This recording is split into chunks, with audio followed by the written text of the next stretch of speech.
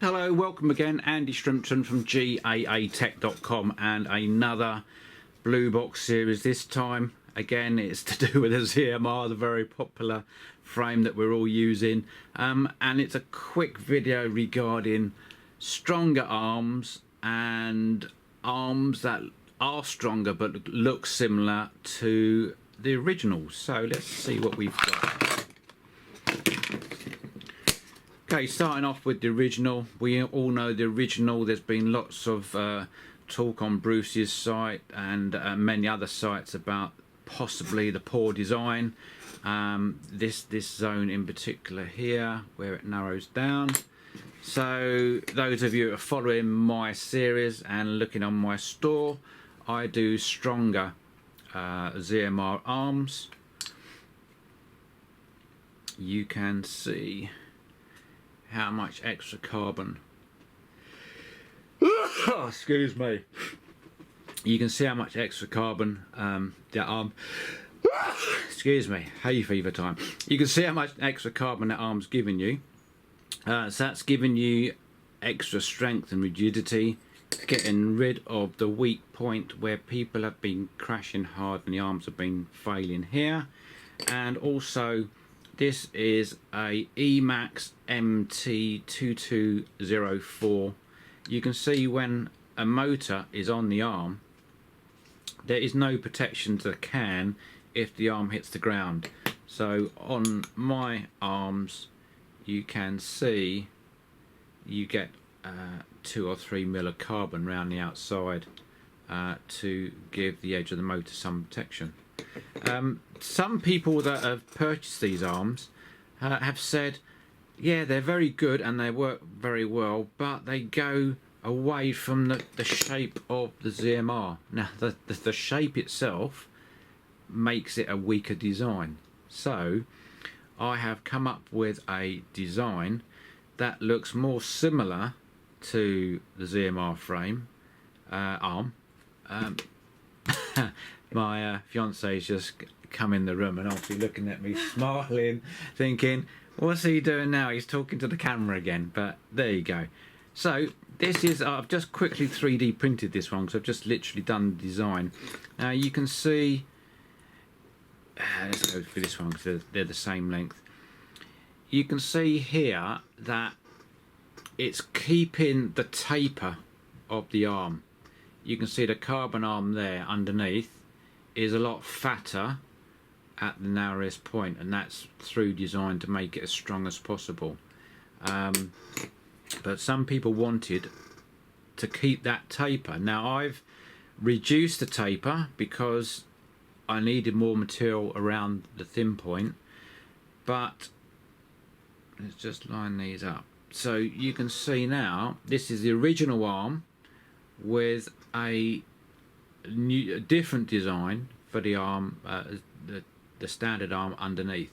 So the taper is still there, not so evident, and obviously on this point here, as you can see, you do get quite a lot more meat on the arm.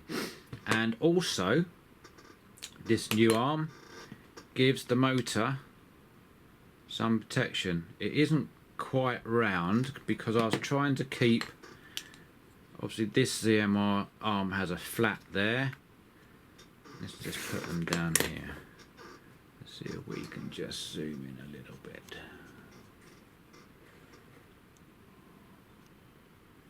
So you can see obviously the design that I was trying to keep to from the original to a new design. It does look a little bit like a lollipop, but it's got more character to the arm than that one. So I hope the people have said, oh, the arms are big, just big and fat, they don't look like the original arms. I'm hoping that yes, you'll accept that the arms are a little bit wider because they need to be stronger, and they also have to be wider at this point to give your motors protection, because when your motor's sitting on there, that motor is actually fractionally wider than the arms. It's giving it no protection, where this one, as you can see, it sits on and it's giving the motor protection. So there you are. That's obviously a rubber arm that's 3D printed, very little fill, but that was just to save me CNC routing some black FR4 just to show you the design. If people like that design, I will cut them and stock them in my store. If you got any comments on that design, please put them on the description below the video for everyone to see, and we can fine tune the design to suit your requirements, because at the end of the day you're buying these arms and it's no good making a product that you don't want to buy. So obviously that's going to be sitting on the ZMR like so. Let's just zoom out again a little bit. Where are you?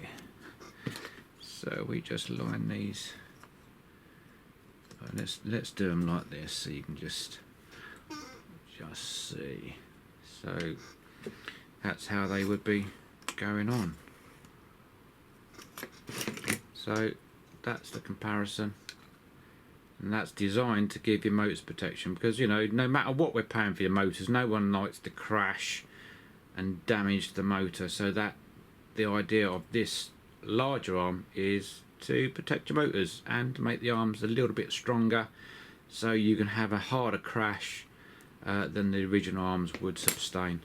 So that is it for now. So that is me signing out. Oh, let's just weigh these arms for while we're talking about arms. Someone's bound to ask. The original arm, they're both 3mm carbon.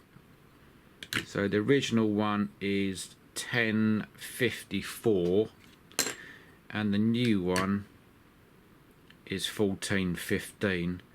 They're the 5-inch, and the 6-inch for the 6-inch props goes up to 1590. So that's 1590 for the 6-inch, 1414 for the 5-inch, and 1054 for the original. Now if we compare these two very quickly, the altered design would weigh slightly less than that one, and that one was 1416, so it's going to be slightly less, but it's not going to be as light as 1054, because there is more carbon, and carbon does weigh something. So tell me what you think, guys. I'm here to manufacture products that you're looking for, and if you've had a crash and you can't get arms for your model, just send me a PDF of a scanned PDF of your model, or even a hand-drawn sketch of your arm that you're looking for. And the important dimensions are the dimensions of the arm fixings here, the width that you want them. If there's any restrictions on the arms round here, I know when we're using the PCB power distribution boards, there are restrictions sometimes with components. Obviously the spacings here are pretty standard, but if you've got something substandard, just draw a drawing on a piece of paper, use your mobile phone to take a picture and upload it, and that's good enough for me to design to. Tell me what length prop you want to run, and I can fabricate it from 3, 4, 5mm carbon for you. That's all in stock. I'll leave that one with you. This is Andy signing out. Many thanks for watching. Cheerio.